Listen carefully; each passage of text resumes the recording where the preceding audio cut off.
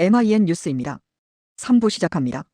2006년 5월 25일 작성한 칼럼 소개.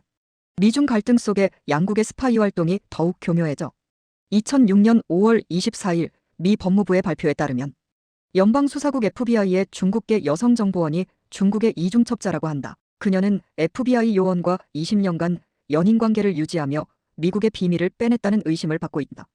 FBI가 지속적인 내부 경고를 무시하고 피해를 키워왔다는 것이 더 문제라고 볼 수 있다. 글렌 파인 조사관은 지난 18년간 FBI로부터 중요 정보를 입수한 대가로 170만 달러나 받아 챙겼다. 글렌 파인은 이중간첩 혐의로 기소 중인 중국계 미국인 카트리나 류무로부터 중국 관련 정보를 제공받았다. FBI는 1980년대 말과 1990년대 초반 카트리나의 이중 스파이 활동에 대한 우려사항을 인지하고도 적절한 조치를 내리지 못했다. 카트리나는 중국 정부에 관한 정보를 제공하는 조건으로 FBI 로스앤젤레스 지국 소속의 제임스 스미스에 의해 처음 발탁됐다. 카트리나와 스미스는 지난 20년간 잠자리를 같이 하는 사이였고 스미스를 통해 미국 정부의 민감한 문건이 중국 측에 새어나간 것으로 알려졌다. FBI 자체 조사관은 1990년대 초 2건의 심각한 사건을 감지했으나 적절한 조치를 취하지 않았다. 카트리나는 FBI의 승인 없이 중국에 미국 관련 비밀 정보를 수집해 전달한 혐의를 받아 2003년 체포돼 현재 판결을 기다리고 있다. 미국은 세계 각국으로부터 건너온 이민자로 구성된 나라다. 미국이 냉전 종식 이후 유일 초강대국의 지위를 누리면서 미국의 정책이나 기술을 입수하기 위한 각국의 스파이 활동이 강화됐다. 미국의 대외 정책을 사전에 파악하고 대응하는 것이 자국의 이익에 중요하기 때문에 수집하려고 노력한다.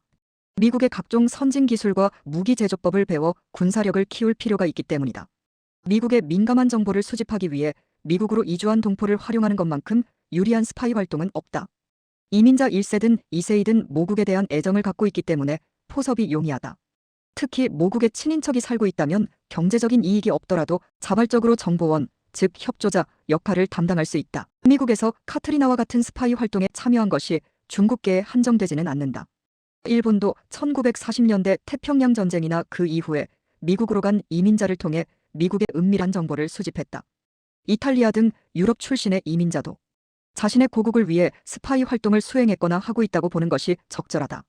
아주 특별한 정보를 다루지 않는다면 자신이 스파이 활동을 하고 있다는 사실조차 인지하지 못하고 정보원 역할을 하는 이민자도 적지 않다고 보는 편이 옳다. 미국 국내 방첩 활동을 담당하고 있는 FBI의 실수는 한두 번이 아니다. 2001년 9.11 테러 사건 때에도 테러 혐의자들의 전화통화를 청취하고도 장난으로 치부해 테러를 예방하지 못했다는 비난을 받았다. 그러나 세계 최고 수준의 정보 역량을 보유한 FBI라고 해도 고민이 없는 것은 아니다.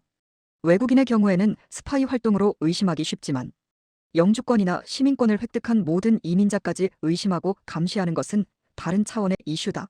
문제는 FBI가 자체 조사로 이런 사실을 적발했음에도 적절한 조치를 취하지 못했다는 것이다. 어차피 원활한 정보 수집을 위해서 이중 스파이 활동을 일부 용인할 수밖에 없었고 미인계나 사적인 관계도 적극적으로 활용했을 가능성이 높다. 오늘도 즐겁고 행복한 하루 보내시기 바라며 구독과 좋아요 부탁드립니다.